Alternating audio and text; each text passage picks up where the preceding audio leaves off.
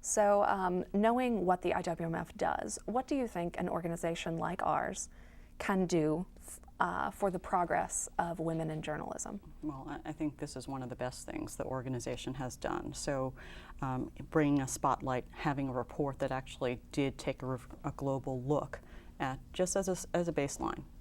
So measurement of progress or not progress, and being able to release and actually have media report on it, including Reuters, but also bringing together a group of pretty powerful women to try to discuss certain issues and having the opportunity to hopefully come up with solutions also.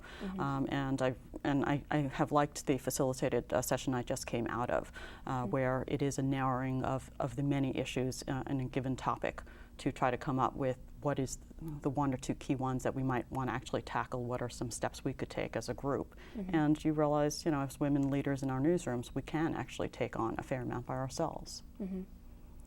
What do you hope, or what do you think some of the results of this conference might be?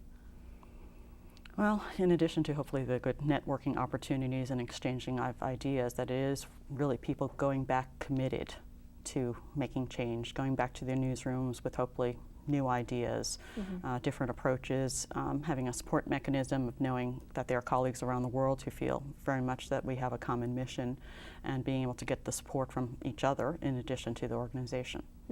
So you think it could improve the progress of women in media? It could. At the very least, it certainly highlights it and lets it be known as an issue. And it's up to us if we can help make change, and also our male colleagues, obviously, as well. Right. And you've seen our fairly substantive global report. I think you've had a little bit of a chance to look over that. What are some of your initial impressions from the report? What are some things that jumped out at you or surprised you about the data? I guess it wasn't so much surprise. It was, if anything, just reconfirmations. So as Global Managing Editor for Reuters, I've certainly met some of my colleagues at other media organizations. We do client visits since they are users of Reuters News. Oftentimes there are meetings with several men who are the senior editors and senior managers. So I don't think I was actually surprised by this disparity in numbers between men and women in senior ranks.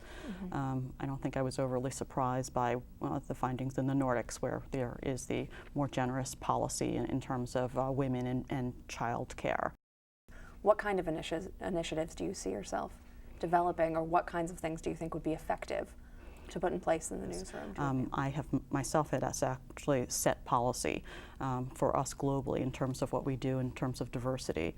So even things that, simple things, which sound simple, actually not so easy to execute, but things that I enacted at Reuters included that for every posted job, there has to be a diverse candidate interviewed on the short list.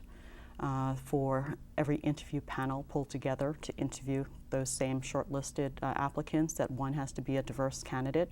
It's not just gender. It could be that a local language reporter is being interviewed, so someone who doesn't have English as their first language would be on the interview panel. That feeling of connection, of feeling like, okay, someone relates to me in some way on this group of people interviewing me for a given position.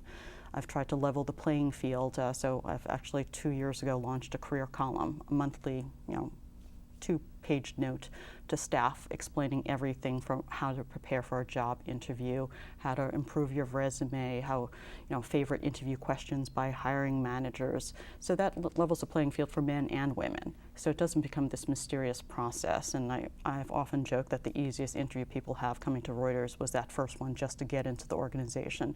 And certainly for those who are climbing the career ladder, having the tools to know that you can approach everyone on the interview panel. You have the right to ask who's going to interview me for this job, to reach out to them to try to understand what do you want from the ideal candidate for this job, to speak with customers, what do you expect from the news file for this part of the file in this beat or this country. And that, working on developing the pipeline. So I have regularly spoken with large numbers of our high potentials. We call them hypos in HR parlance. And in terms of selecting groups of people to also participate in what we call newsroom leadership development programs. So I usually speak with about 24 high potentials for a given program that runs for 6 months. I give them a project to work on. They are mentored by a senior editor one-on-one for the 6-month period, and then they have to present with whatever the project is. And the wonderful thing about this project is they actually do work I would have had to have done anyhow. So one group worked on what Reuters News should do in terms of social media. One worked on how they could better mine data for storytelling and breaking stories. One was gathering news materials that we could use for client-facing staff to bring out to customers on what news we produce out of emerging markets. So these are things I would have had to have done anyhow. Get 10 to 12 smart people across the organization to work with each other who are peers to each other. So these are people I've selected because they were high flyers as reporters, and I hoped that they would consider first-line management type jobs. They were people in their first and second management positions that I hoped would consider more middle management positions.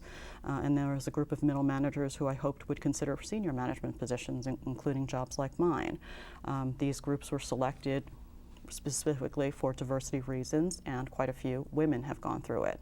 And I think having programs like that, set initiatives where people could feel they're a little bit more in control of their careers in terms of selection process. We give them a little bit of additional training and support. This is what we can do to develop the next generation. Do you think it's always necessary to build into the structure of a news organization the goal of advancing parity across the board for the genders, for minority candidates that you might have for particular jobs? Do you think it's always necessary to build that into the institution, or do you think that's something that progresses naturally? Would women eventually gain parity if we weren't to work into the bylaws of organizations that we have to hire 50% female candidates do? What do you think is most effective? So appreciating that I realize that this is something that people discuss a lot, and I am not into quotas, and perhaps that's part of my upbringing. My family actually fled China and couldn't enter the United States because there were quotas on the number of Chinese that could come into the country. And in the end, I still believe that for all the guidelines that we've put in place in terms of editorial policy and hiring practices, the hiring manager has the ultimate say of who is hired. We are not trying to force that you must choose the minority or the woman candidate. What we are trying to encourage is that there should at least be a chance, that there should be a shot.